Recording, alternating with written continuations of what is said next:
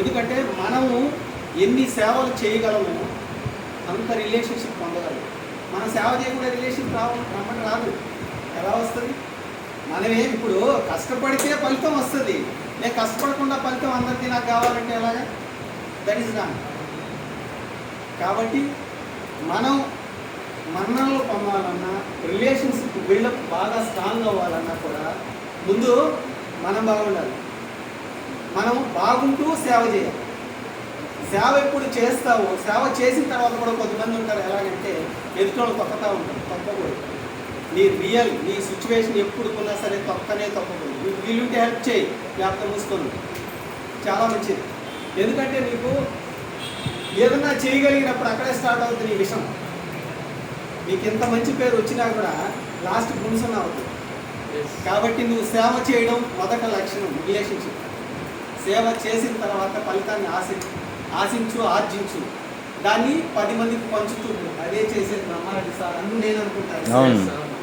ఎందుకంటే నేను అనుకుంటున్నాను యాక్చువల్గా నాకు సార్ గురించి ఏమీ డీటెయిల్స్ తెలియదు. నేను ఎప్పుడు కూడా మామూలుగా ఇట్స్ జనరల్గా చెప్తాను. టాపిక్ ఎప్పుడు కూడా ఇట్స్ జనరల్గా ప్రోగ్రెసివ్గా అవేర్నెస్ అంటే మనం తీసుకోవాలి. దాంట్లోంచి ప్రోగ్రెసివ్ ఎప్పుడు వస్తుంది మనకి? ప్రోగ్రెసివ్ ఎప్పుడు వస్తుంది ఎవరన్నా చెప్పండి? సేవ బాగా చేసినోడికే ప్రోగ్రెసివ్ వస్తుంది. నువ్వు ఏమీ ఆశించకుండా ప్రోగ్రెస్ రావాలంటే సేవ బాగా చేయాలి, ఖచ్చితంగా చేయాలి. నువ్వు సేవ చేయకుండా ప్రోగ్రెస్ రమ్మంటే రాదు. కాబట్టి వీటికి ఉండాల్సిన మొదటి లక్షణం ఏంటంటే సేవ చేయాలి. మొదటిది సేవ చేయాలి. దీంట్లోనే కాదు, దేంట్లోనే సేవ చేయాలి అనే లక్ష్యంతో నువ్వు పెట్టుకో.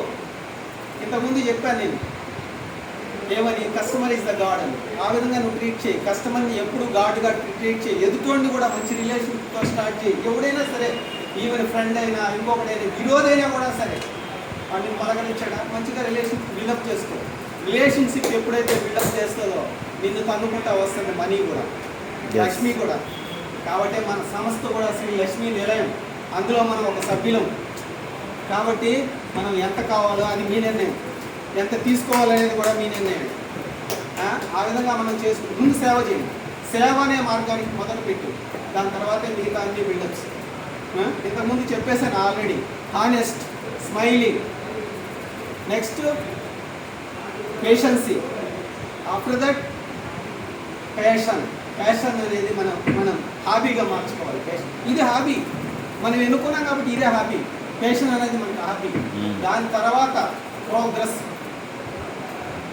ఆ తర్వాత ప్రోగ్రెస్ కూడా రాలేదు, మనం లెర్నింగ్ నేర్చుకున్నాం. ఓన్లీ 3 to 6 months నేర్చుకున్నాం. ఇమీడియట్లీ రమ్మంటే రాదు. మన అందమైన నగరం ప్రపంచంలోనే రోమ్, దాన్ని ఒకటే రోజులో కట్టేయలేదు. ఈవెన్ విశ్వనాథన్ సార్ కూడా ఒకటే రోజులో, సార్ కేటగిరీ కూడా నాకు తెలియదు, ఎస్ఎండికి రాలేదు. ఎస్ఎండికి రాలేదు. ఈవెన్ మురళి గారు కూడా ఎండికి రాలేదు. ఎవరైనా సరే ఒకే రోజులో రాదు. నువ్వు బిల్డప్ చేసుకోండి. ఒక రోజులో రావాలంటే ఒకటి. దేవుడు నిర్ణయం ఎలా ఉంటుందంటే 365 daysలో నీకు 0 బ్యాలెన్స్ ఇచ్చి ఆ ఒక్క రోజులోనే ఇస్తాడు కావాల్సినంత. ఈ 365 days నీ ఓపికగా ఉండాలి. ఈ 365 days పేషెన్సీ ఉండాలి, అనుభవం ఉండాలి, లెర్నింగ్ ఉండాలి, అన్నీ ఉండాలి. ఇవన్నీ వెనకాల బిల్డప్ చేసుకుంటూ ఉంది. ఆ బిల్డప్ చేసుకున్నప్పుడు మాత్రమే ఇవన్నీ వస్తాయి.